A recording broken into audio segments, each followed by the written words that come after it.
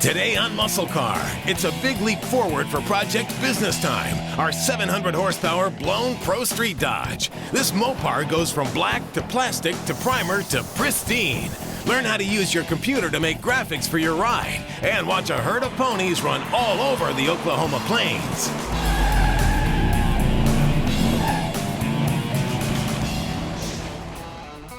Our 74 Pro Street Dart, Project Business Time, is in the middle of a makeover. Our buddy, Jason Anderson, with Anderson Customs out of Claremore, Oklahoma, lent us a hand with smoothing out the gnarly spots on the body. After some initial mud work, it got primed and blocked out several times. I got to get in on the action as well, working the bumper and smoothing out the body alongside Jason.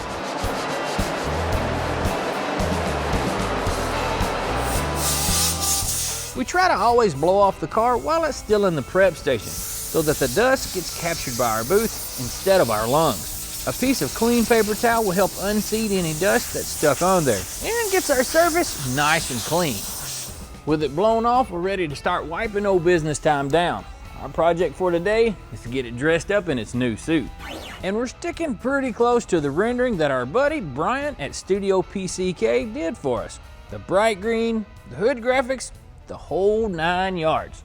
All that body work that Jason and I did got us where we needed to be regarding the straightness of the panels, but there's still a little bit of prep work that's left to do. But you guys know what that means. It's time to break out the tape. And you guys may be like me, spend your whole life wrenching on these cars and loving every minute of it. But many, many moons ago, I tried my hand at body work and decided it wasn't my thing. You know, you do have talent though. We haven't quite found it, but I'm sure you've got some. I'm working on it. I'm going to find myself. Keep after. Okay. Regardless, there are plenty of other things I can be doing, like prepping this motor, which has already been sprayed. It's wearing a color that Project Business Time is going to have for the rest of its life. The PPG color called Willow Green, and that is one bright green. Now, not all tape is created equal. Now, whenever it comes to painting a car, I'd like to use a quality material.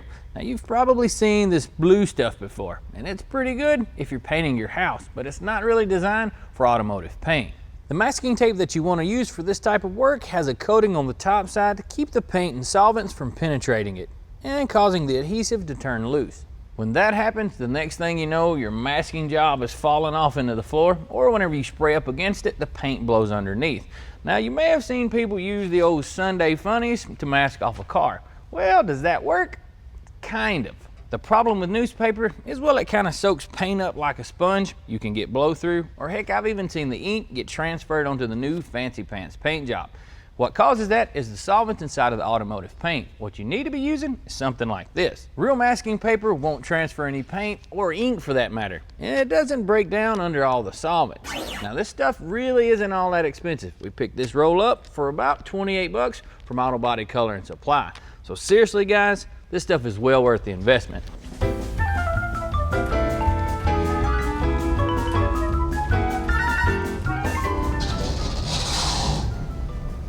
First day.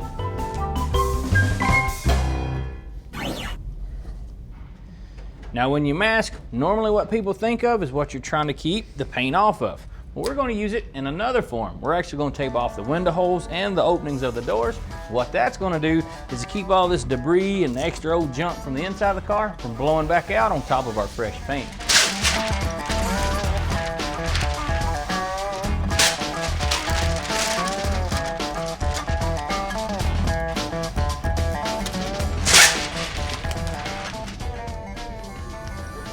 And for all you guys who heard me say earlier that painting and bodywork wasn't my thing, now you know.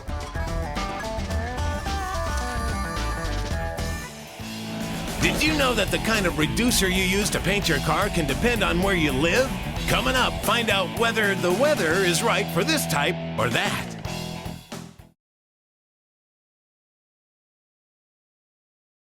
You know, when it comes to Mopars, it always seems that you can't go wrong with orange, but I'm afraid we can't leave the Dart and primer. It just wouldn't be right. So Tommy's over there getting ready to do that voodoo that he do. I think that came out right. And get the spray guns going. First, on top of that Rust Defender primer, we're going to spray on a coat of white epoxy sealer. The sealer comes in a few different types. They got acrylic, they got urethane, and there are a few others. epoxy sealer is a great all-around type that allows you to put a variety of top coats over it. And you also have a larger window of time to cover it up. With sealers, if you let the window expire, you have to come back and scuff it before you spray paint. And sometimes you even have to reapply it. As for the color he's using, white, that's going to increase the vibrance of the willow green, which is going to be sprayed over top of it. Well, our sealer's on. That means it's time for the Dart to undergo its big transformation. I've mixed the green with some 885 reducer, and I'd like to get into the particulars of that here in a few seconds. But first, let's paint the car. I'll start with the jam so I can close the doors and spray down the side of the car without doing it in pieces. You'll notice that on the edges of the spray pattern, the color actually looks yellow where the paint is thinner. I'm overlapping about 50%. That's a pretty standard amount to make sure that I get good coverage.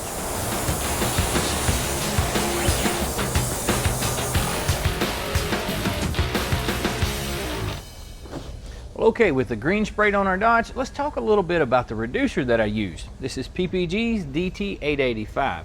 It's designed to be a medium to slow drying reducer, and there's a reason that I chose it. 885 works best in the 75 to 90 degree temperature range, and just so happens the inside of our booth temp is right in the middle of that. Now the 870 is designed for 65 to 80 degrees because it dissipates faster. Now if you try to use this in a booth where the temperature is very much warmer than that, you'll end up with the paint drying faster than you can spray it, and that can really mess up your finish. If you've ever dealt with dry spray, yeah, it's no fun. For higher temps, something like this 895 might be more appropriate. It dissipates more slowly and won't cause the dry spray if you use it in a climate that's over 90 degrees. You might be wondering what would happen if you use a slow reducer in a low temperature. What that causes is the paint to take a really long time to dry, thus causing a lot of material to get in the paint because it's still soft or some runs or sags. You may be thinking, how big can the difference really be? If I pour these 3 capfuls of reducer onto some masking paper and we watch them dissipate off, you can really see that there's a good sized step between each one. With all that said, I'm gonna take my 885, mix up some clear, make that old Dodge all shiny.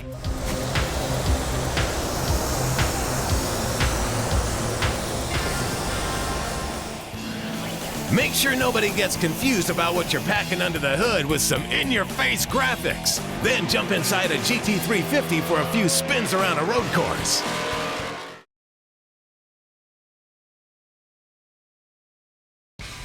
Hey guys, we're back.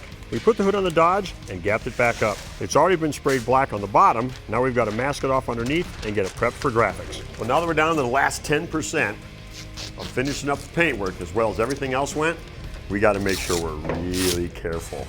The next phase of our plan is going to invoke some of those original muscle era paint jobs that you would see on a Mopar. We're carrying that tradition of big visual graphics under our Dart, as well with some big old Hemi letters.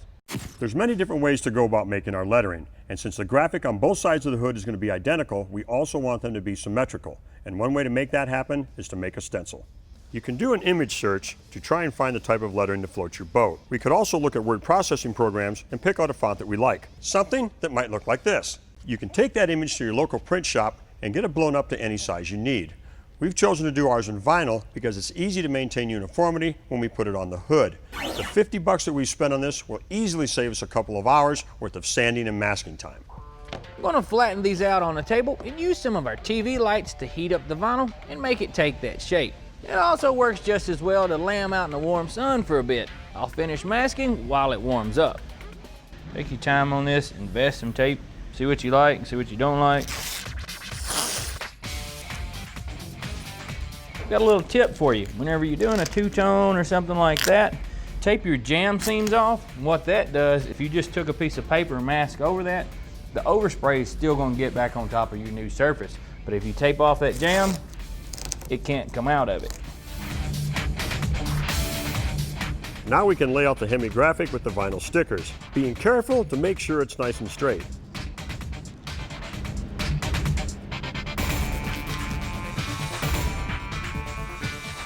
A quick scuff job on the surfaces that will get painted, and we can break out the black.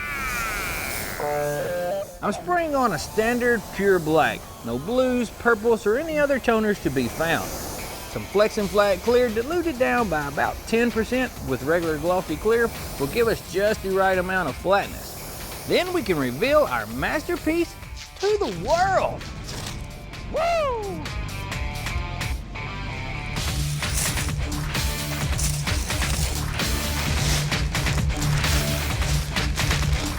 This is the part of the paint job where you want to go slowly and carefully. Getting too excited here is a good way to set yourself back a few days.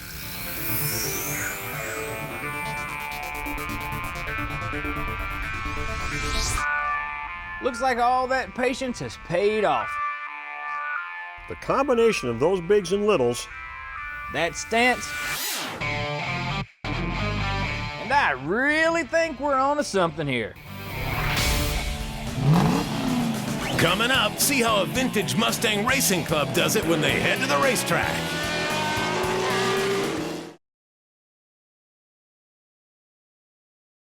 Hey guys, it's not every day you get to see a Ford SVT Boss 302 sitting beside a Shelby GT 500. If you're a fan of Ford power and muscle, this is the place to be. every June just outside of Tulsa, a little road course called Hallett Raceway gets taken over by a herd of ponies. Hallett is the road race course for the 38th annual Ford Shelby meet, and it's one of the largest, attracts people from 38 states, several foreign countries. It is by far the best collection. We've got GT 500s, we've got Bosses, we've got Mustangs, we've got Shelbys of all ages, and they all come here just to have a plain good time, meet each other, and have some fun on the course.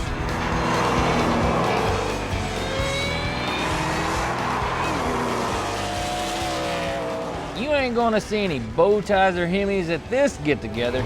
It's all Shelbys, Fords, Foxes, and fastback. It puts you back in your seat. It slings you to the right, slings you to the left, yet you take it off the track, you hose it off, go to dinner that night. There are a lot of different classes hitting the track today. One of the most popular is the vintage class. Sitting under this tent is a whole mess of 60s era Shelby Mustangs, and the guys driving them are a tight-knit group that keep coming back year after year. Excited. The adrenaline flows. Goosebumps when that motor starts. Tom Hassel was brought into the world of road course racing by his brother Gene. There may be a little unspoken rivalry there. I never thought when I got into this that air pressure meant that much. But it really makes a big difference in the way these cars handle. Throwing them into a turn at about 1 G, 2 pounds of air pressure can make the difference between holding the corner and oversteering and spinning out. There's no new technology infused into these cars. We're still on bias ply tires. We're on standard steering, suspension, shock technology of the day. That's what we strive to maintain, and that's what the attraction for this venue is. Greg Reynolds is consistently a top runner in the vintage series in his 67 GT 350 Shelby. It's pretty much all race-ready original, except due to parts availability, the factory 289 has been bumped to a 302. It's a pretty much, as you would have seen in the era kind of car. In a field of a dozen or so vintage Mustangs and 170 Escort, you usually find Greg up towards the front, steering around the other drivers and pounding on that 4-speed. All with one arm. I had an accident. I was 41 years old. I lost my hand. And the passion was still there. I wanted to be able to do what I wanted to do. I still wanted to continue on with my life. I was fitted with a prosthetic called a myoelectric prosthetic, which has movement controlled by input from the arm, and it's battery powered. I hope to encourage people that have accidents, and especially our returning veterans from the wars, to understand that the human body is adaptable and it's all in your head. You can do whatever you want to do if you have the desire and the passion. I could do this. I scare the kids a little sometimes. Besides taking his hand off and chasing kids with it, after he takes second place in the race, Greg likes to join the other drivers and give rides on the track to people at the event. So far, nobody's thrown up in the car. It was gratifying to me in my own mind to know that I could still be competitive given my limitations. And sometimes I look at it as an asset now because it's made me concentrate on how to become a better driver.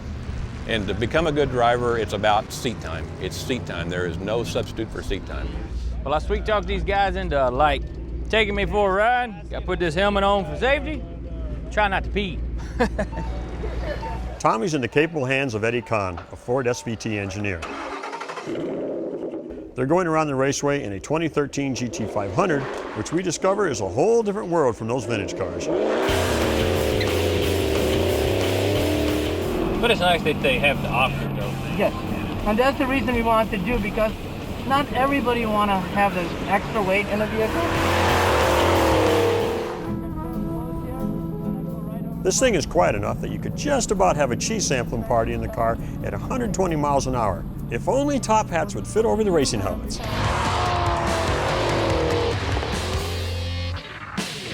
Hey guys, if I look a little worse for wear, it's exactly what I was going for. I just crawled out of a 67 Shelby Mustang, went for a ride along, which anybody can do if you guys come out to this event. The guys will put you in the car, take you for a ride, it's a blast. It'll wear you out though.